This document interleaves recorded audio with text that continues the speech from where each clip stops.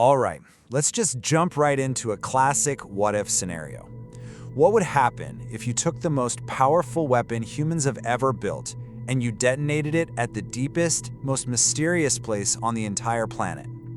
Now, if you're anything like me, your mind is probably picturing something straight out of a Hollywood blockbuster. You know, we're talking about a full-on global catastrophe, right?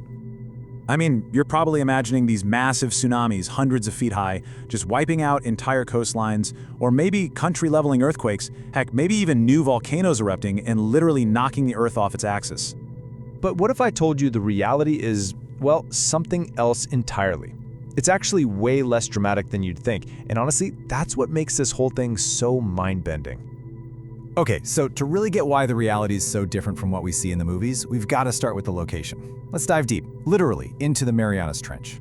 So, we're talking about a trench that plunges 11 kilometers straight down. To put that in perspective, that's almost 3 times deeper than where the Titanic rests. It's a place of complete, crushing darkness, a part of our own planet we've barely even touched.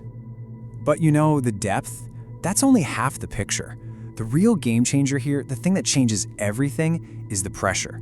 Down there, it's over 1,100 times greater than the pressure you're feeling at sea level right now. It's just immense. And just try to picture that incredible force. It's not just weight pressing down from above, no. It's this immense, constant squeeze from every single direction at once. It's like the planet itself is trying to completely flatten anything that dares to go that deep. All right, so we've got the setting. Now let's talk about the tool for the job. And we're not talking about just any old bomb here. We're talking about the single most powerful explosive device humanity has ever managed to create. I am, of course, talking about the Tsar Bomba. This was a Soviet hydrogen bomb that unleashed a kind of power that is, well, it's almost impossible to really wrap your head around.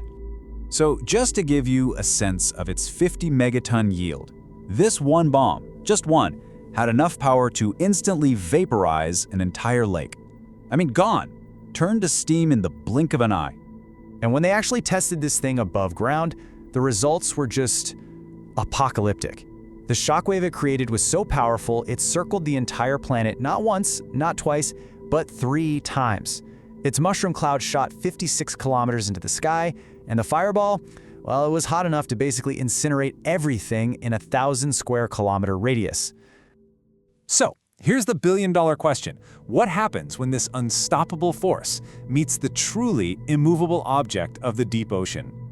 So here's how it would play out step by step. First, you get this blinding flash of light, illuminating the abyss for what's probably the first time in history.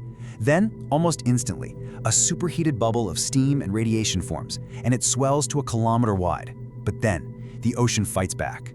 That insane pressure slams the brakes on the bubble's expansion and just starts crushing it inward. The bubble basically shudders and then completely collapses under the weight of all that water.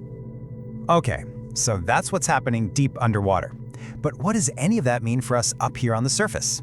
Let's talk about the real-world aftermath. So, the big one, right? The world-ending tsunami. Do we get that? Is California or Japan about to get wiped off the map? Nope, not even close.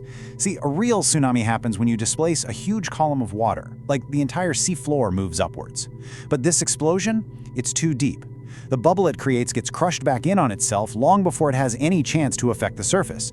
Almost all that incredible energy just gets turned into heat, absorbed by the water. So what do you see at the surface? Barely a ripple, just some warm, radioactive steam. Now, it would be a really bad day to be on a boat right above it, for sure, but the world's coastlines, they wouldn't even notice. All right, fine, no tsunami. But come on, you're setting off a nuke right near tectonic plates. That's gotta trigger some massive earthquakes, right? And again, the answer is no. You have to think of the ocean as the world's biggest, most effective shock absorber. Water is incredibly hard to compress, so it takes the brunt of that blast and just soaks up a massive amount of that energy as heat. By the time any of that force reaches the seafloor, it's just a shadow of the original explosion, way weaker than the undersea earthquakes that happen naturally all the time. Okay, no tsunamis, no earthquakes. But surely an explosion this huge has to do something to the planet itself, right? Could it actually, knock Earth out of its orbit? Our orbit is completely safe. Here's why. The explosion is an internal event. Think about it. It's just moving stuff around on the planet, not adding or removing any mass from the planet. To actually change our orbit, you'd need something huge from the outside, like a massive asteroid hitting us. In fact, think about this. We've set off over 1,000 nuclear bombs in the last 70 years, and not a single one has had any effect on our orbit whatsoever. So, this whole thought experiment, it's more than just a fun what if. It actually tells us something really profound and honestly pretty humbling about our planet and our own place in it. And really, that's the biggest takeaway here. The strongest, most terrifying forces humanity can dream up, they're just laughable when you compare them to the forces of nature. Our biggest bomb is basically snuffed out by the simple pressure of our own ocean. And that leaves us with one last big question to think about. If our greatest, most destructive weapon is, well, this small, if it can be so easily contained by our own planet, what does that really say about our true place in the universe?